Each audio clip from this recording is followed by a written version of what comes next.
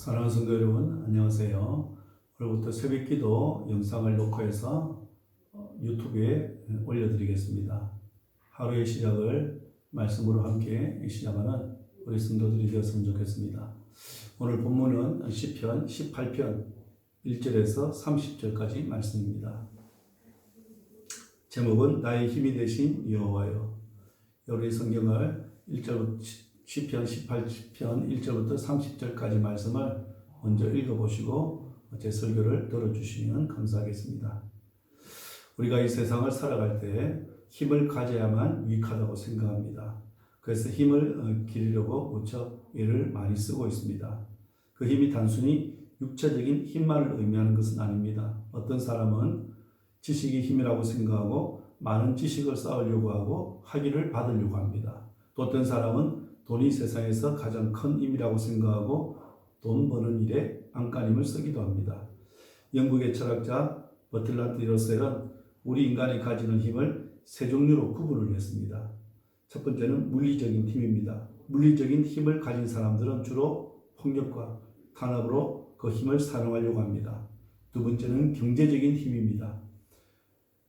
돈을 많이 가져서 돈의 힘으로 세상을 지배하려고 하는 사람들이 경제적인 힘을 가지려고 부단히 애를 쓰고 있습니다. 세 번째는 정신적인 힘입니다. 정신적인 영향력을 미치는 것을 힘의 사용이라고 생각합니다. 교육과 종교의 힘이 바로 정신적인 힘에 속합니다. 우리가 사는 세상이 아름답기 위해서는 정신적인 힘이 세상의 가치가 되어야 됩니다. 그런데 오늘날 우리가 살아가는 세상은 경제적인 힘인 돈이 가장 강력한 힘이 되어버렸습니다. 물론 물리적인 힘이 지배하는 세상보다야 조금은 낫겠지만 돈의 힘이 지배하는 세상 역시 결코 아름다운 세상이 될 수가 없습니다. 우리가 이미 이러한 것을 경험하고 있습니다.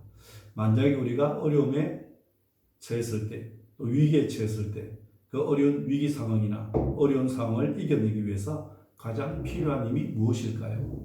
오늘 본문에서 다윗은 하나님이 나의 힘이 되었다고 고백하고 있습니다.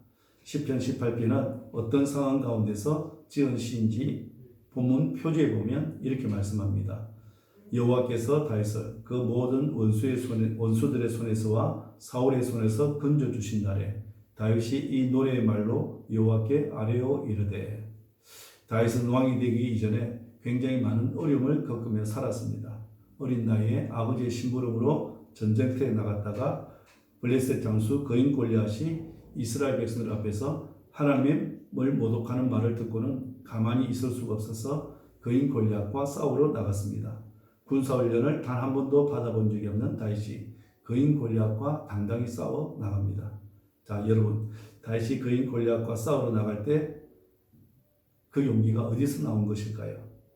다윗은 어릴 때 목동 생활을 하면서 하나님께서 사나운 맹수들로부터 자기를 보여주신 그 경험 때문이었다고 생각합니다. 양떼를 지키기 위해서 사나운 맹수와 싸워야 할 때가 많이 있었는데 하나님께서 그때마다 자신을 지켜주셨습니다. 다윗은 사나운 맹수로부터 자신을 지켜주신 하나님을 의지하고 나간다면 거인 골리앗도 충분히 이길 수 있으리라 생각하고 당당하게 거인 골리앗과 싸우러 나갔던 것입니다. 실제로 다윗의 믿음대로 하나님의 도우심으로 다윗은 거인 골리앗을 무너뜨리고 말았습니다. 다윗은 거인 골리앗을 이기고 승리하게 되자 이스라엘 백성들에게 큰 인기를 얻게 됩니다. 이스라엘 백성들이 노래를 부르죠. 사울이 죽인 자는 천천히고 다윗이 죽인 자는 만만히로다. 그런데 문제는 다윗의 인기가 높아질수록 다윗은 힘든 나라를 보내야만 했습니다. 사울 왕이 자기보다 다윗이 더 인기를 얻자 사울의 마음속에 다윗이 그 인기를 힘입어 자신의 왕위를 넘보지 않겠는가 그런 생각을 하게 돼요.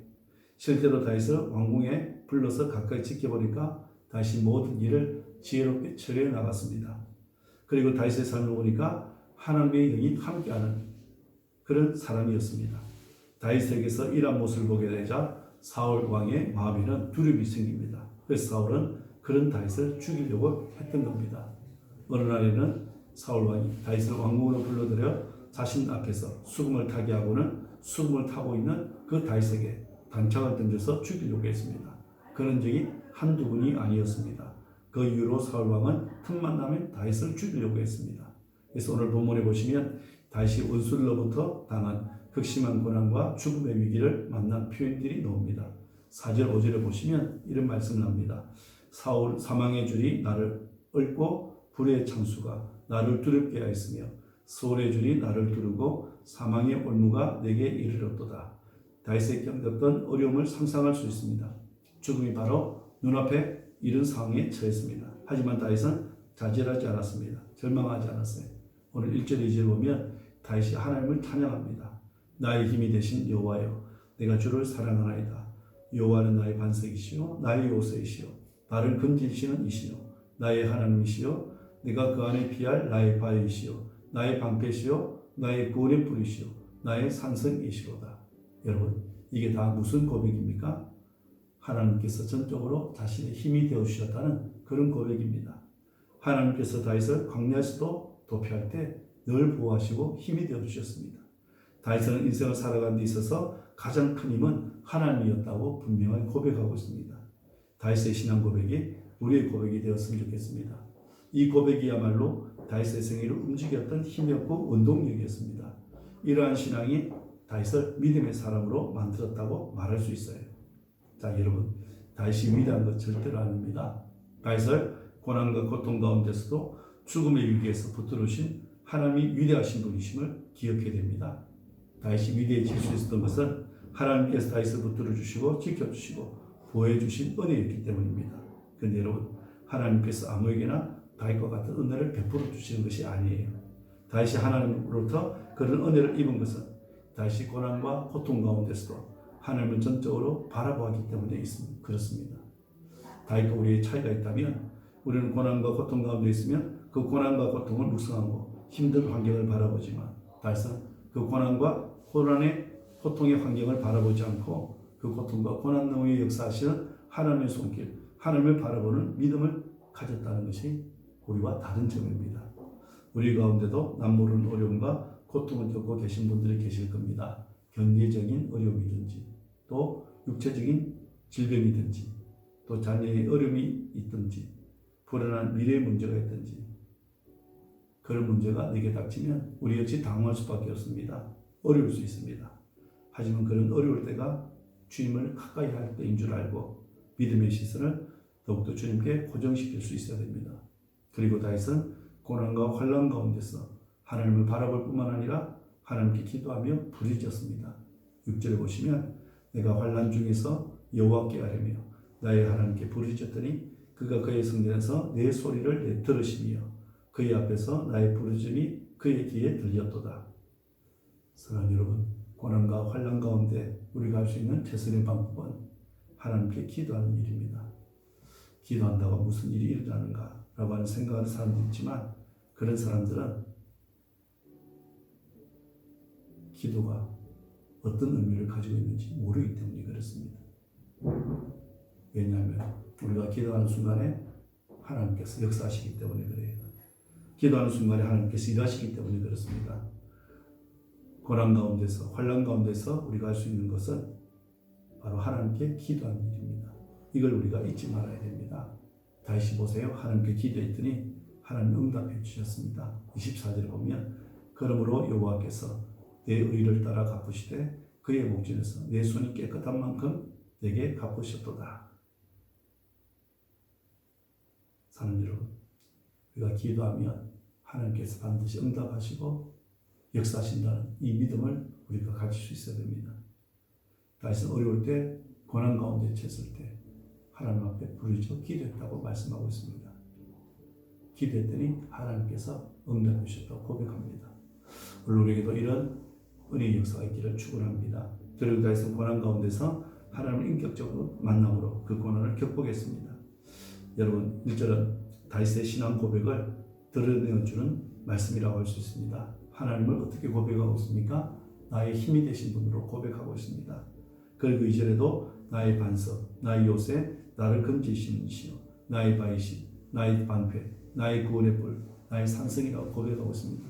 계속해서 반복되는 표현이 뭡니까? 나의. 그죠? 다른 사람의 하나님이 아니라 바로 자신의 하나님이라고 고백하고 있는 거예요. 이 고백은 성경 안에서만 들려지는 고백이 아니었습니다.